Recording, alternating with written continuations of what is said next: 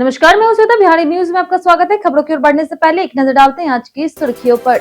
महिलाओं को आत्मनिर्भर बनाने की बड़ी पहल, बिहार की जीविका दीदिया अब बनाएगी इंडक्शन चूल्हा। आईआईटी मुंबई और आईआईटी दिल्ली के इंजीनियर देंगे ट्रेनिंग। बिहार में रामनवमी के मद्देनजर सुरक्षा अलर्ट, पुलिसकर्मियों की छुट्टियां हुई रद्द, अफवाह फैलाने वालों पर होगी कड़ी कार्रवाई। बिहार सरकार का बड़ा फैसला, अब निजी स्कूलों में भी दिव्यांग बच्चों का नामांकन होगा अनिवार्य। अब कोई भी बच्चा शिक्षा से नहीं रहेगा वंचित। सरकार ने प्रवासी श्रमिकों के लिए कॉल सेंटर शुरू करने का किया ऐलान। कंपनियों से 21 अप्रैल तक मांगे गए ऑनलाइन आवेदन, टोल फ्री नंबर और डिजिटल डेटाबेस के जरिए लाखों श्रमिकों को मिलेगी सहायता। रुद्राज गायकवाड़ ने किया खुलासा, संजू सैमसन के साथ करेंगे ओपनिंग। सीएसके ने आईपीएल 2026 के लिए बनाई खतरनाक रणनीति। चलिए एक नजर डालते शाम तक की बड़ी खबरों की ओर विस्तार से। बिहार की जीविका दीदियां बनाएगी इंडक्शन चूल्हा, इंजीनियर देंगे ट्रेनिंग। बिहार की जीविका दीदियां अब टेक्निक के क्षेत्र में नई पहल करते हुए इंडक्शन चूल्हा बनाने जा रही। 7,000 से अधिक महिलाएं इस प्रोजेक्ट से जुड़ेगी, जिसका उद्देश्य ग्रामीण इलाकों में गैस की कमी दूर करना और महिलाओं को आत्मनिर्भर बनाना है। आईआईटी मुंबई और आईआईटी दिल्ली के इंजीनियर इन्हें प्रशिक्षण देंगे, जिससे ये कुशल टेक्नीशियन बन सके। पहले से सोलर उत्पाद बना रही है ये महिलाएं, अब स्वच्छ ऊर्जा को बढ़ावा देगी। ये इंडक्शन चूल्हे सस्ते होंगे और स्थानीय स्तर पर सर्विस भी मिलेगी। बाजार में इनकी मांग तेजी से बढ़ रही, जिससे महिलाओं की आय भी बढ़ेगी। कॉल सेंटर के लिए कंपनियों से मांगे गए ऑनलाइन आवेदन। बिहार सरकार प्रवासी श्रमिकों की मदद के लिए पटना में जल्द समर्पित कॉल सेंटर शुरू करने जा रही। इसके लिए टेंडर जारी कर दिया गया है और 21 अप्रैल तक आवेदन मांगे गए। कॉल सेंटर के साथ टोल फ्री नंबर भी जारी होगा, जिससे देश भर में काम कर रहे श्रमिक अपनी समस्याएं दर्ज करा सकेंगे। सरकार आधार से जुड़ा डिजिटल डेटाबेस भी तैयार कर रही, जिससे आपात स्थिति में तुरंत सहायता मिल सके। करीब 46 लाख प्रवासी श्रमिकों को ध्यान में रखते हुए यह पहल अपनाई जा रही, जो सहायता और निगरानी व्यवस्था को मजबूत बनाएगी। रामनवमी को लेकर के पुलिसकर्मियों की छुट्टियां हुई रद्द। बिहार में रामनवमी को लेकर के कड़े सुरक्षा इंतजाम किए गए हैं। राज्य भर में 45 अतिरिक्त कंपनियां तैनात की गई है और पुलिस कर्मियों की छुट्टियां रद्द कर दी गई। डीजीपी ने सभी अधिकारियों को शरारती तत्व और अफवाह फैलाने वालों पर सख्त नजर रखने के निर्देश दिए। प्रमुख मंदिरों, जुलूसों और शोभा यात्राओं पर विशेष निगरानी के साथ सीसीटीवी, सादे लिबास में पुलिस, डॉग और बम स्क्वाड तैनात रहेंगे। संवेदनशील जिलों में अतिरिक्त सतर्कता बरती जाएगी। सोशल मीडिया अफवाहों पर तुरंत कार्रवाई होगी और आपात स्थिति से निपटने के लिए क्विक रिस्पांस टीम भी तैयार रखी जाएगी। बिहार के निजी स्कूलों में दिव्यांग बच्चों का होगा नामांकन। बिहार में अब दिव्यांग बच्चों का नामांकन निजी स्कूलों में भी सुनिश्चित किया जाएगा, जो समावेशी शिक्षा की दिशा में एक बड़ा कदम है। राज्य में निःशुल्क और अनिवार्य बाल शिक्षा का अधिकार अधिनियम 2009 के तहत यह पहल शुरू की गई। उच्च स्तरीय बैठक में शिक्षा और समाज कल्याण विभाग ने निजी विद्यालयों में नामांकन सुनिश्चित करने के लिए विशेष अभियान चलाने, समिति गठित करने और मानक संचालन प्रक्रिया तैयार करने का निर्णय लिया। समाज कल्याण विभाग दिव्यांग बच्चों को गुणवत्तापूर्ण शिक्षा उपलब्ध कराने में हर संभव सहयोग देगा, ताकि कोई बच्चा शिक्षा से वंचित न रहे। बिहार में 24 खनन योद्धाओं को किया गया सम्मानित। बिहार के उप मुख्यमंत्री विजय कुमार सिन्हा ने खनन विभाग की उपलब्धियों और राजस्व वसूली की जानकारी दी। विभाग ने अवैध बालू लदे ट्रैक्टर पकड़ने वाले 24 खनन योद्धाओं को 5-5 हजार रुपए देकर के सम्मानित किया। ओवरलोडिंग और अवैध खनन अब लगभग समाप्त हो गया। भोजपुर सहित 10 जिलों ने अपने राजस्व लक्ष्य से अधिक वसूली की। अब तक 3,252 करोड़ रुपए जुटाए गए हैं। साल के अंत तक लक्ष्य 3,800 करोड़ रुपए का है। सरेंडर किए गए घाट फिर से नहीं दिए जाएंगे। रोहतास और गयाजी में बड़े माइनस के टेंडर संपन्न हुए। गोपालगंज में शिकायत पर दोषियों के खिलाफ कार्रवाई होगी। बंगाल चुनाव से पहले बिहार के बॉर्डर जिलों में हाई अलर्ट जारी। पश्चिम बंगाल विधानसभा चुनाव को देखते हुए बिहार के सीमावर्ती जिलों में चौकसी बढ़ा दी गई है। किशनगंज, कटिहार और पूर्णिया जिलों में विशेष निगरानी के निर्देश दिए गए। शराब, मादक द्रव्यों और अवैध हथियारों के खिलाफ विशेष अभियान चलाने, फरार अपराधियों की सूची साझा करने और वाहनों की सघन चेकिंग करने का निर्देश उत्पाद और पुलिस अधिकारियों को दिया गया है। नेपाल सीमा पर भी निगरानी बढ़ाई गई है। बैठक में केंद्रीय एजेंसी और पड़ोसी राज्यों के अधिकारी शामिल हुए। अभियान की दैनिक रिपोर्ट देने और नेटवर्क को खंगालने का भी निर्देश दिया गया, ताकि चुनाव के दौरान कानून व्यवस्था सुरक्षित रहे। बिहार हाउसिंग बोर्ड की जमीन का होगा मेकओवर, पीपीपी मॉडल से बनेंगे फ्लैट। बिहार में हाउसिंग बोर्ड की संपत्तियों का मेकओवर करने की तैयारी शुरू हो गई है। राज्य भर में जमीन और अंचल संपत्तियों को चिन्हित कर उन्हें नए सिरे से विकसित किया जाएगा। इसके लिए पीपीपी मॉडल के तहत बहुमंजिला भवन और फ्लैट बनाने की योजना है।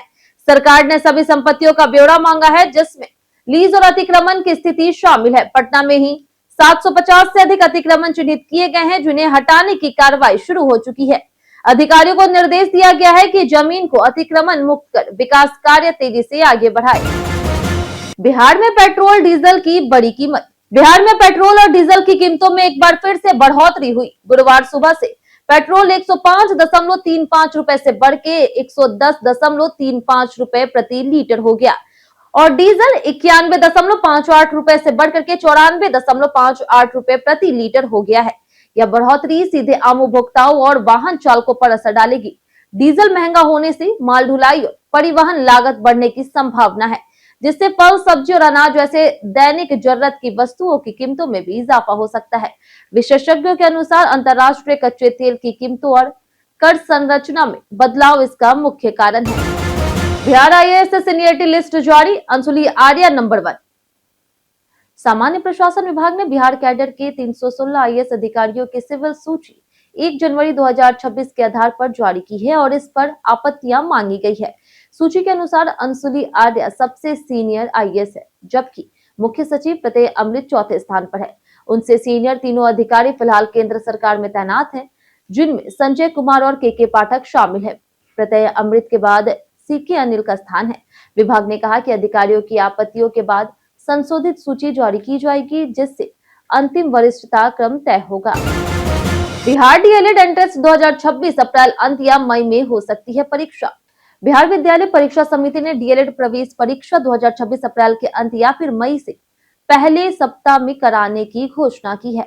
परीक्षा ऑनलाइन होगी और इसमें 3 लाख से अधिक आवेदन प्राप्त हुए हैं।